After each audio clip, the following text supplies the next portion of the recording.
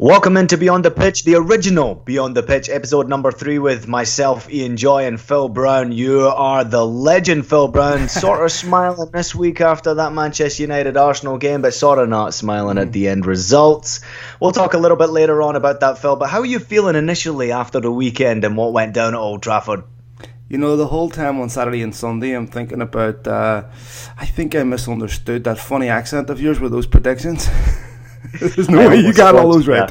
I almost got you there. I was close to my 1-0 prediction. But anyway, there's big news breaking out of US Soccer Federation today with Jurgen Klinsmann's departure from US Soccer as men's national team head coach.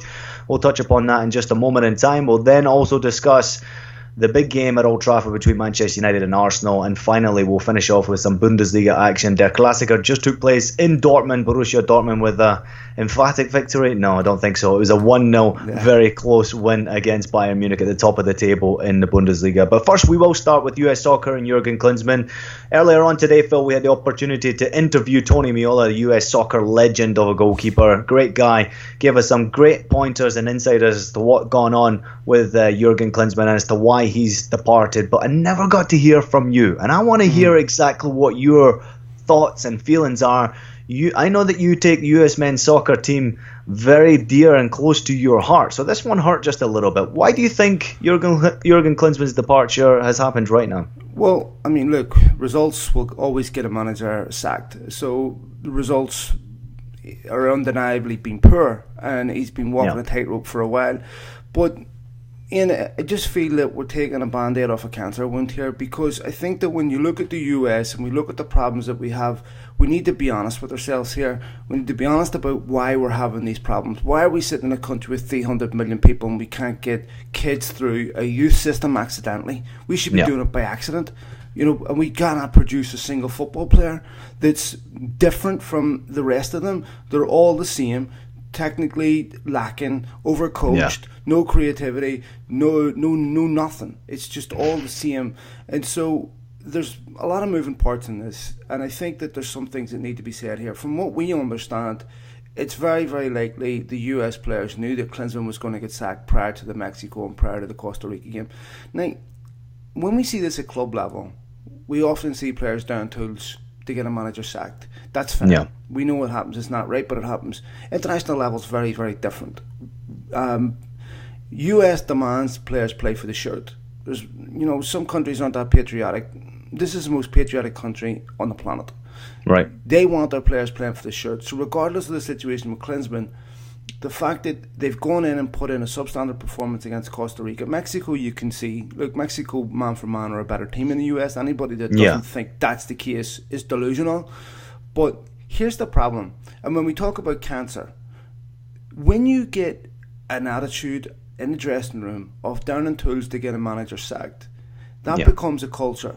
And that is going to happen again. When Bruce Arena starts trying to bring about change, the players in the dressing room now won't have played with Bruce Arena. No, so this is going to be new for them. Bruce Arena has to apologise for comments he made recently about players not being born in the US who can't play for the US. Now, two issues with that. First of all, most of the kids that are coming from Germany are kids of US servicemen and women. Are you telling me they aren't proper Americans? Right. That's a Donald Trump attitude, sorry to be political, about the US national team. I mean, we're not going to get into the xenophobe, you've got to be from here, you've got to be, Listen, I love this country. I'm proud to live in this country. I'm proud that my children are American. I would feel deeply offended if someone said, if I qualified to play for the US, I wasn't American enough. I can tell you a lot of people that aren't born here are proud to be affiliated with this country anyway. So I just feel that's a problem. He's going to have to apologise to certain players. That's a great point. And lastly, there's moving parts in this that aren't going to get talked about with Rich Motzkin. Rich Motzkin being the agent of Bruce Arena, he's also the agent of Landon Donovan. If you take a look at the Galaxy, the last couple of games, Robbie Keane and Steven Gerrard were left out. Robbie Keane and Steven Gerrard were vehemently against the return of Landon Donovan coming back to that club. Rich Motzkin is very, very close to Sunil Gulati. Sunil Gulati essentially made him by giving him all those clients back in 94, I think it was, 96, whenever the MLS started. Yeah. So This is a guy that's very, very close to Sunil Gulati, and a guy that, along with the cabal of players that he has, with Lawless, Wijnaldum, who are all circling over the carcass right now, looking to get into the US men's national team setup. He's a big name. We get your point. He's a big name in soccer. He's a big agent, big time agent, big name. Everybody knows who Richard Motzkin is, and if you don't know who Richard Motzkin is, you soon will. Well, I just feel that all of that, Ian, look, we know when managers get sacked, it's really pretty, and they get it, but I just feel a lot of different agendas being worked on here. And are any of them genuinely for the good of the game or for the good of the individuals involved? Do you think that Richard Motzkin was involved in a way that potentially he was the one that might have put the final dagger on Jurgen Klinsmann with Bruce Arena, maybe pushing him to the forefront before Jurgen's departure? I think it was classless the way it was done. I think, look, as we've said, it's never pretty whenever a manager gets sacked, but I think Bruce Arena, being a manager himself, shouldn't be coming out with comments about the US men's national team and how Klinsmann goes about selecting players when that's not his remit. If Klinsmann was doing that about how players should be selected for the Galaxy, I'm sure Bruce Arena would snipe back. So I just feel that this has been an orchestrated campaign by people. And this happens, Ian, when you get people all working under the same individual, and you say this in the press and you say this in the press, and make sure you keep the pressure on. So I just feel it's been very orchestrated. Klinsmann hasn't helped himself by being derogatory towards the US in many ways, but I think he grossly underestimated how difficult it's going to be to overhaul the youth system here. Do you not think that a lot of the players have to take responsibility for what has happened recently with US soccer, with the results, with the performances, with the way that the media has handled Jurgen Klinsmann and the way that the players have gone about their business in the media? For me personally, what I want to see from a US soccer player is 100% passion and commitment every time he pulls on that jersey. You talked about patriotism. You know, I represented this country back in the day. I may not sound like I'm American, but I was born in San Diego, and I represented this country when I was a youth player coming through the ranks and got my chance. And every time I pulled on that jersey, regardless of where I was raised in Scotland, here in the United States, you put on that jersey, you give 110%. And that was always instilled in me from all of the coaches through under 17, 18, 20s, 23s. And to see the full national team, men's team, go out against Costa Rica and basically give up on the match, I think there has to be some sort of responsibility or finger pointed in the direction of those players and said that, okay, you might be okay players. You might be playing in Bundesliga, in the Premier League, in Major League Soccer, making $1 million, whatever. But if you don't give 100%, you ain't going to get the results you deserve or want. I feel like it was a half-assed performance from a lot of those players, and they need to come to the forefront here and say sorry to Jurgen Klinsmann, in my opinion, and sorry to the US soccer fans. A lot of them traveled to Costa Rica. So many of them turned up against Mexico, and even though Mexico was a good performance, a decent performance, I wouldn't say good, decent performance, I feel like there's something missing from how much energy and how much aggression, how much passion they're putting in to these games for the Federation. I feel a little disappointed with the players. Players always get off a hook, but don't they? Look,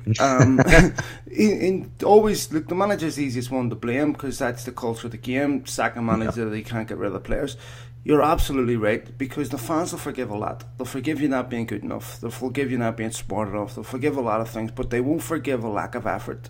And when you're going out for this country, you give 110%.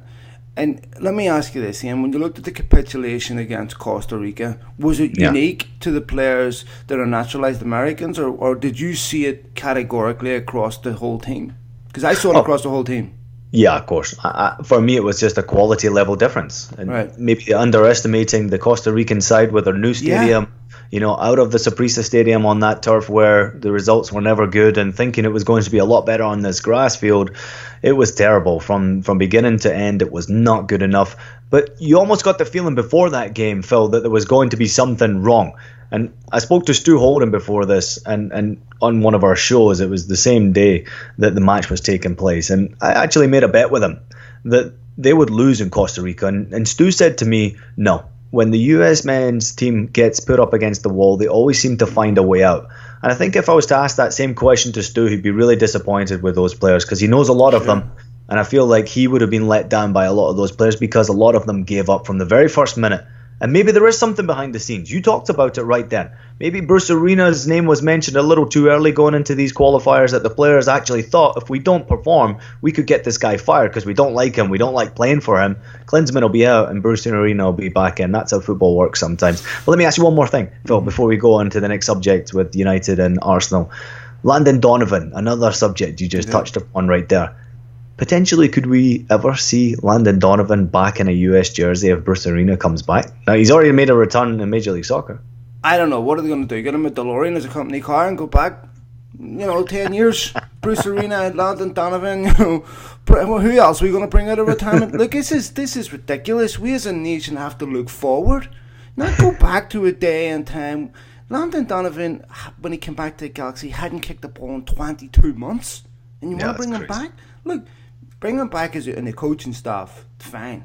But as a player, Ian, if you're going to bring Landon Donovan back as a player, it's a massive white flag to say we don't know what the hell we're doing, because you have to move on. Look, what is he, 36? 35? I think he's about 35, 34. Yeah. So, Robbie Keane is our record goal scorer. On a goals to game ratio of Gerd Muller. We'll never probably in my lifetime produce another striker like that again, we being Ireland. But you have to move on. At some point you have to say, look, this guy isn't up to international standard. I'd like to go back to 2002 when he was a young player and showed tremendous promise, but you have to find somebody else. And see, this is the problem. Klinsmann got slaughtered for not knowing his best 11, which is straight out of a cliche blender. But how many players, when Klinsmann gave them the chance, locked down that position and gave him a scenario where you can't drop me? Yeah. None. Very few. Yeah, certainly disappointing. And there's a lot of stories to go off in this. I'm sure we'll update it as we go on to our next show towards the end of the week and we start to preview the weekend's games that are coming up. A lot of time has gone by already. We've got to move on. Let's move on to Manchester United, Arsenal in the Premier League. I see that little smile appearing on your face when I mention the name Manchester United, and rightfully so. It was a good performance from Manchester United this weekend, but the result, disappointing.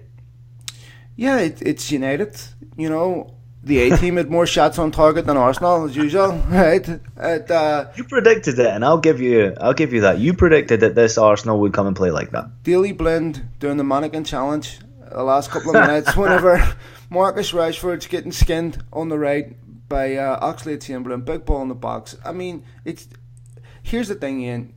Mourinho's been at United 4 months. Wenger's been there 14 years. The difference is Arsenal should have a team that is close to perfect, because he's had the time to get everything right, to get the dressing room right, to get the players right. Mourinho's going to take time. United have serious flaws. We know this, right? But did you believe you were looking at champions when you were watching Arsenal? No, of course not. I mean, that's a team that had one shot on target the whole game. United really should have saw that game out. But you're looking at a team that's flawed. You're looking at a team that needs we talked before the game, forgot that Ibrahimovic was suspended. Right. Had Ibrahimovic played that game, I'm convinced he would have done what we said he would have did. He'd have scored a couple of goals. United created the chances, are lacking. Marcus Rashford's playing like a young lad that badly needs a rest, which makes the Mkhitaryan exile all the more bizarre. Right, it's weird. Mourinho says he's going to play on Thursday. Hopefully puts in a good performance. But United miss Bailly, and defensively, there's enormous amount of work to be done. But to me, Arsenal were delighted with a point. United were devastated with a point, and I think United gave Arsenal a point rather than they earned it. Just by not taking their chances, Phil. Yeah. I mean, that's basically the story behind Manchester United not taking their chances. Defensively, they look very solid, except for the final stages of the game when they let themselves down with that one shot on target from Arsenal. I think that Manchester United, with Mourinho now coming out after the game and saying that he was actually very impressed and pleased with the way his team prepared, the way they went into the game and the way that they performed, there seems to be a little bit of stability behind that team, that they're starting to build upon something, and it could end up something pretty special for United, but they've got to continue to try and get better. What is it that they're lacking from winning games like this that potentially could put them back into the top three of the table? Well, they're missing a quality striker, first of all. Ibrahimovic is okay, but he's not world class anymore. So they're missing someone that's going to put the ball in the net for them on a regular basis. But more importantly, they're missing a winning attitude. They're missing the confidence inside that team that when they're losing, they're going to score. When they're 1-0 down, they'll kind of come back. When it's 1 each, they're going to get the winner. The way Ferguson's teams were, that takes time to build. That consistency. The signs that I'm seeing right now are very positive. Look, you can talk about the obvious. They're lacking leaders. We know that, right? They're lacking a proper holding midfielder. Hence the reason why Michael Carrick's playing. But to me, if you take that team individually, Ian, there's enough quality individually if you need to be challenging for the title. But what there isn't is an attitude. I mean, we've talked about Luke Shaw. When players get a wee niggly injury and they don't want to play, that's a problem, right? Because they have to fear the guy coming in taking their place. United don't have that depth yet. They don't have two great left backs, two great right backs, and two players for every position that you can rely on. So it's going to take time, but the signs that I see so far, very, very, very positive. Juan Mata, another impressive performance, good goal, third goal of the season for him. He seems to be the man right now that Mourinho is relying on to get the goals, get the creativity. Which basically shows you how badly Van Gaal got it wrong. Mata is a magnificent little player, perfect in the middle, doing everything that Wayne Rooney was supposed to do but can't do. Wonderfully creative. He's not quick, so you can't put him out wide. And United have had a problem integrating playmakers. It's a very difficult position for United to integrate players into. So without him, him and Herrera have been superb in the middle of the park for me. And Herrera is very popular with United fans, as is Mata. So he's been excellent. But I do wonder if Mourinho questions his fitness, because he does seem to get taken off a lot, even when he's playing well. But I think you'll see some movement in January with United, and but I don't expect it'll be what people are hoping. I don't think it's going to be massive business, and I do think United will recover form. By the way, I still think they'll finish top 4. Yeah, great point. I think it'll be interesting to see how they get on in Europe this week, and then we'll look ahead to them at the weekend with our show on Friday, which will be released on Kidsway, so everyone can catch up with our thoughts and opinion with the weekend coming up.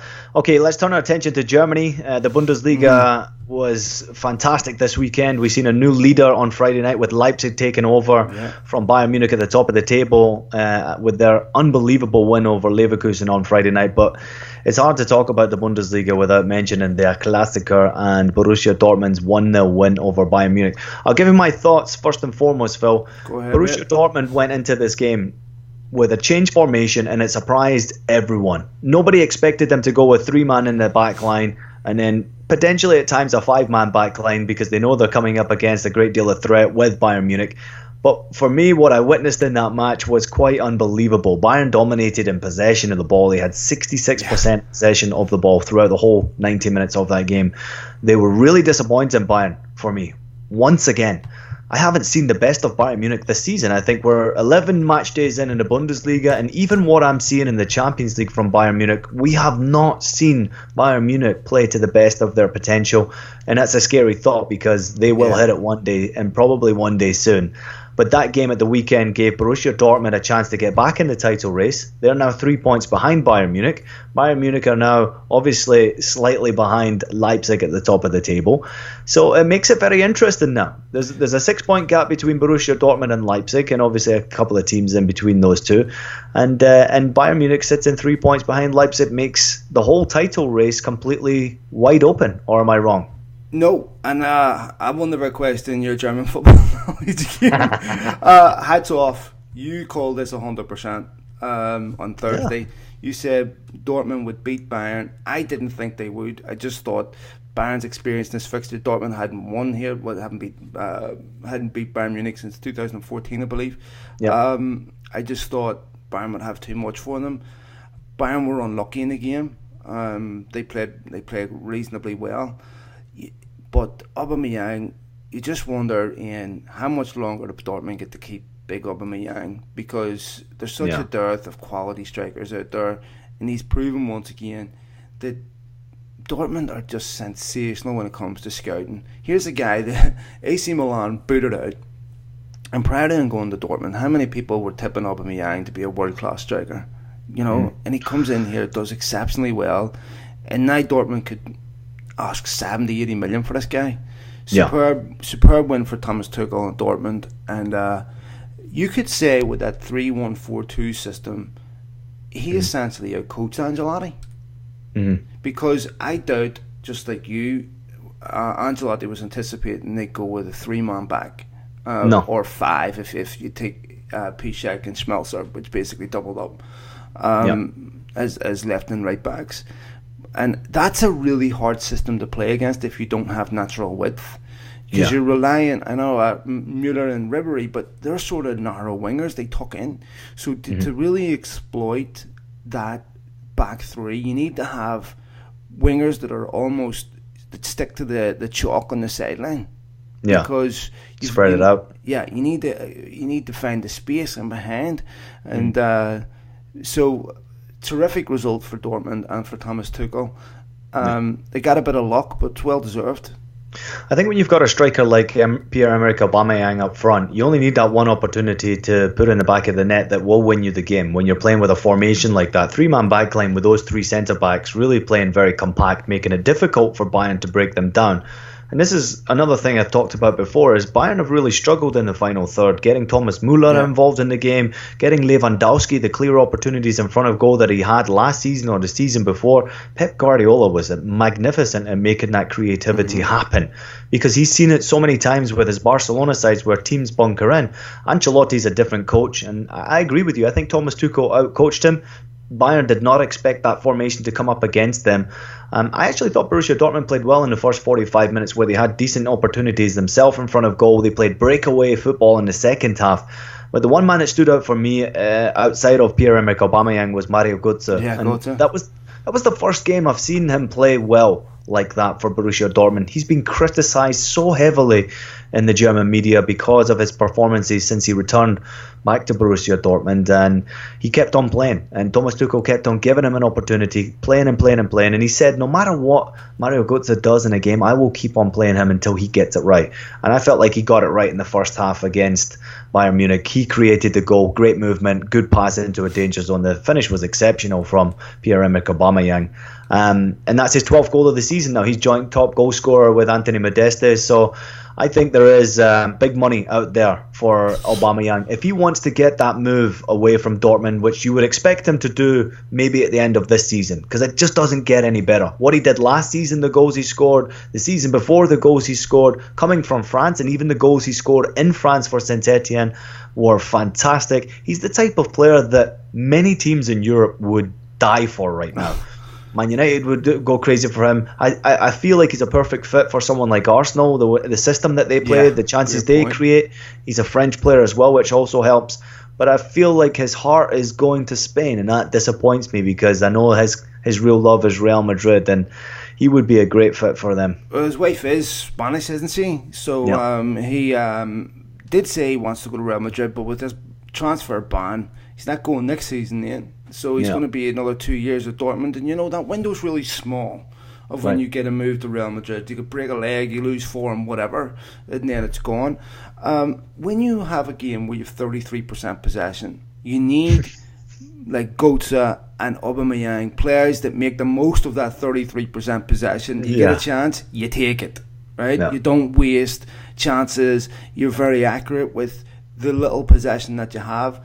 I thought with the way Dortmund lined up, they expected not to have the ball. I want to ask you a question about young Renato Sanchez, because he's been criticised by Karl-Heinz Rummenigge, I believe it was, who said that Renato Sanchez at the moment slows Bayern down and hasn't really lived up to his billing. What's your take on Renato Sanchez? Well, it's an interesting one. He's obviously very young and very raw. You can see that in the way he plays. We've seen it in the European Championships as well. He's very raw, even though he was exceptional, I thought, for Portugal. This guy's really struggled in Germany since he's got there. He's not been able. With the rumours surrounding him? I heard his there was a bone lot of scans? rumours with him going to the Premier League. Of course, I heard that there was a rumour that Bayern Munich just stopped that move, and there was some sort of dodgy financial reason behind Well, that move. Fill me in.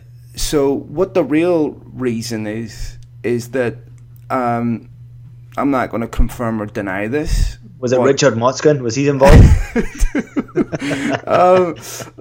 So Let's blame him. apparently what happened is, and again, this is not saying this definitely happened, but there was a bone scan done on Renato Sanchez. Renato Sanchez was allegedly born in Lisbon and could not produce a birth certificate.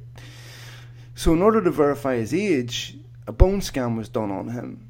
And the bone scan came back and said he was actually much older than 18 than what he was claiming. He was claiming he was in his 20s. And so that scared United off. United came back and said, Van Gaal put the skids on this move.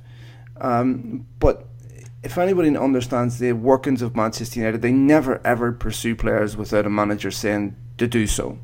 Right. United don't buy players outside of a manager telling them, go after this guy. It just doesn't happen. When you hear people say it's a Woodward signing, no such thing. It just doesn't happen. So there's no way United pursued Renato Sanchez without being told to do so. And I'm told that's what happened. I don't know if it's what happened. But, you know, Bayern ended up taking the risk on him and signing him. But, look, even if he is in his early 20s, 23 I think the bone scan said, it's still a young player. And it is a difficult adjustment to Bayern. He's a year older than me then. Okay, so this is what I've got for you. He said 23. I thought you said 33. So this is what I've got for you. I heard that Bayern Munich had stopped the transfer from Manchester to Manchester United. Manchester United were about to pay big money for him, and Bayern Munich stepped in because there was a link between Bayern and his club that they could get him on the cheap, which the price tag was actually reasonable. It wasn't over the top expensive for him. 30 million or something, wasn't it? Yeah, which for a youngster like that going to a top European club is actually quite reasonable. Yeah. So from what I've heard inside Bayern Munich is that he is not a player for their future. He's a player that will be sold on, and he was bought just for that reason. But if you're going to do that, you got to play him. Bought for what He's reason? got to perform. Bought to keep him out of the hands of United? What was the reason they bought him? So the reason was that they heard that Manchester United were about to pay massive money for him, and Bayern had something on his club that meant that the price tag was to be driven down. I'm not sure what that was, whether it was a link with another player. What it means, Mr. Joy? What it means? Yeah. Well, they've got something on his club. I want to know. It's a tough one. I don't know the ins and outs of it, but I do know that was the rumor, and it came from Bayern Munich as well inside.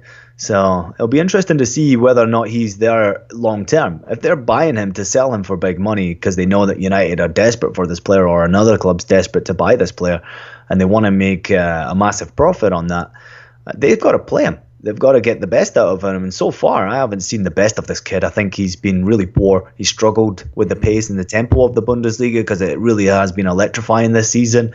But I also see a lack of interest from Ancelotti in giving this kid a chance to play from the start. When he has played from the start, he's been poor. When he's been brought onto the field, he's been okay. So there's a long way to go for this kid to be successful in the Bundesliga so far. When you look at a midfield three of Thiago, Alonso, and Kimmich, and Kimmich's been outstanding. To be fair to Renato Sanchez, it's not an easy midfield to break into. So we'll see what happens. But before the season's out, I'll get it out of you what they've got over at Benfica. This is no way. You don't know. I might tell you. I might just keep it. You never know. We'll see what happens between now and the end of the season. Phil, fantastic once again. You're making predictions. You're withholding information. I am looking forward to making our predictions again on the next episode of the show. And I know you're looking forward to it. I'm going to get all the results so that everybody knows exactly what's going on with us. We'll keep track of the results. And we want to hear from everybody. Like we talked about previously in our earlier shows. Send us your text messages, your tweets, your information through the Kisway app, whatever you can do, possibly get it towards our direction.